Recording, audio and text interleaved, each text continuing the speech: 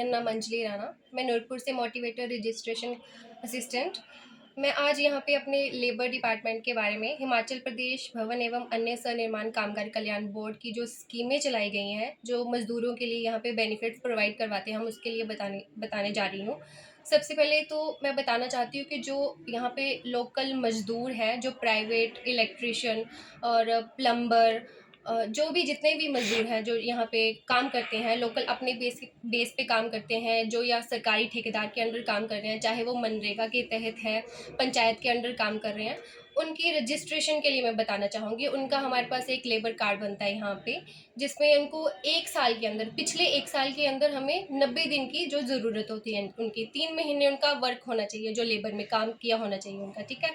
उसके बाद हमारे पास उनका यहाँ पे रजिस्ट्रेशन होती है, जिसमें कि 3 फॉर्म का सेट है हमारा। फर्स्ट फॉर्म पे लेबर का जो भी व्यक्ति जो रजिस्टर्ड होना चाहता है उसकी डिटेल आएगी। सेकंड पे नॉमिनी भरा जाएगा, उनके जो भी परिवार से वो बनाना चाहते हैं। जो तीसरा मेन फॉर्म है उस पे हमारे वर्क की डिटेल आती है, जिसमें उन्होंने काम किया होता है। फर्स्ट ऑफ ऑल जैसे मनरेगा में काम किया हुआ है, हम लेते हैं कंस्ट्रक्शन वर्क का। इसमें जो पक्का काम होता है, जो सिमेंटेड वर्क होता है, उसकी डिटेल उन्होंने फिल करनी होती है पिछले 90 दिन की, ठीक है। उसमें आ गया 3 महीने का वर्क। उसमें अब वो उनसे सेक्रेटरी से वेरीफाई करवा के वो हमें दे सकते हैं यहाँ पे।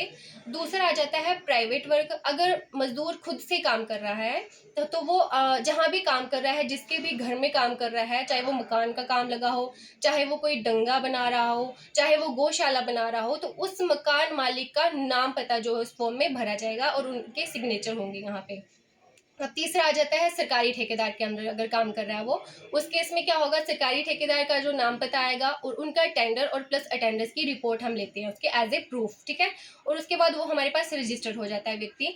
और उसके साथ हम उसको 2 महीने, 1 या 2 महीने के अंदर अंदर वो जो लेबर कार्ड हम प्रोवाइड करवा देते हैं यहाँ से। और उसके कार्ड बनने के बाद हमारे पास यहाँ पे 14 तरीके की स्कीमें हैं जो उस कार्ड पे जो चलाई जा रही हैं, जो सरकार के द्वारा उनको बेनिफिट प्रोवाइड किया जा रहा है।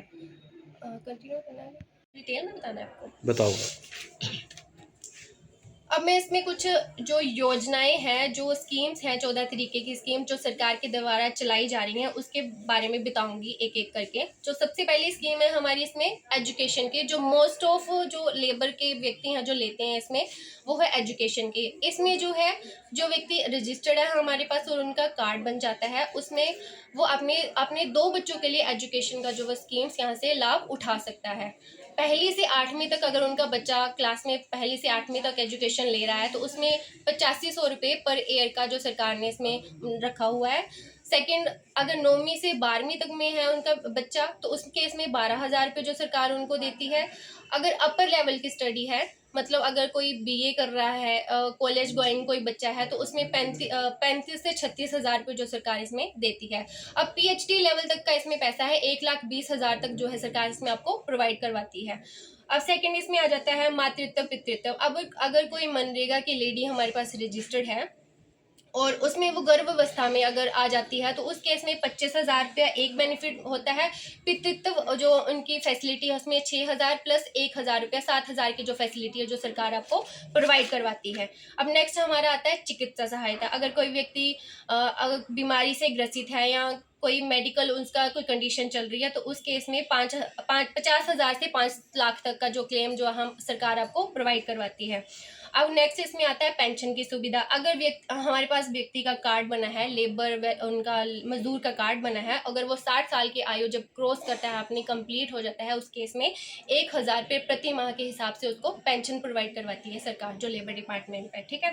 नेक्स्ट इसमें दिव्यांग पेंशन है। अगर हमारे पास व्यक्ति रजिस्टर्ड है और किसी भी बीमारी के कारण ग्रसित है या विकलांगता की परिस्थिति में आ जाता है तो उस केस में 500 रुपये प्रति माह के हिसाब से उनको जो पेंशन प्रोवाइड करवाती है सरकार। नेक्स्ट में आता है मृत्यु की सहायता।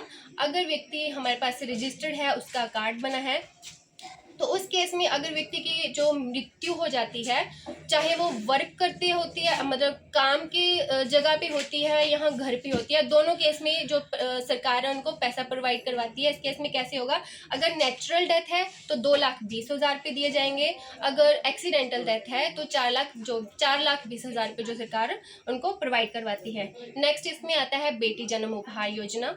बेटी जन्म उपहार में अगर लेबर कोई भी मजदूर हमारे पास रजिस्टर्ड है और उसके आगे बेटी का जन्म होता है तो उस केस में 51,000 रुपये जो इसको जो है एफडी एक फिक्स कर दी जाती है बच्ची के नाम पे, जो 18 साल होने के बाद वो बच्ची खुद ही निकलवा पाएगी। नेक्स्ट इसमें आता है विधवा पेंशन योजना।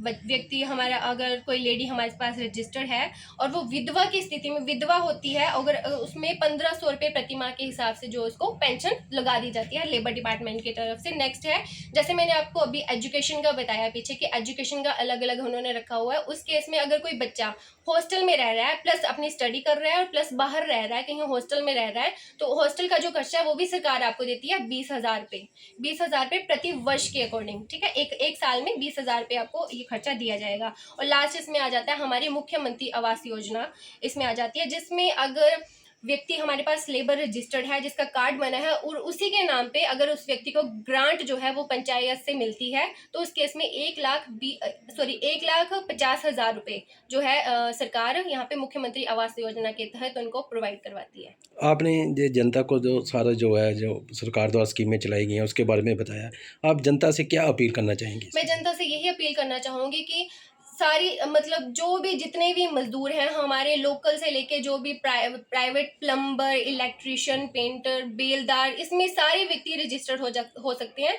तो सभी से मेरी यही हाथ जोड़ के विनती और प्रार्थना है कि जो भी सरकार ने, जो भी इस लेबर डिपार्टमेंट ने आप लोगों के लिए जो भी बेनिफिट ये चलाए हैं, प्लीज़ यहाँ पे कृपया रजिस्टर होके अपना वर्क का सर्टिफिकेट दे के जो भी है यहाँ पे जमा करवा के सारे डॉक्यूमेंट्स, इसमें आधार कार्ड, बैंक अकाउंट, परिवार नकल, 2 फोटोकॉपी, ये सब चीज़ें। और एक हाँ, लास्ट में आपको बताना चाहूँगी 10 रुपये का एक अंशदान होता है हमारे इस डिपार्टमेंट में, जो एक गवर्नमेंट का जो बैंक है उसमें आपने जमा करवानी होती है, वो पर्ची इसके साथ लगा के यहाँ पे सबमिट करवाएं अपने डॉक्यूमेंट्स, और सबसे ज़्यादा से ज़्यादा जो इसका बेनिफिट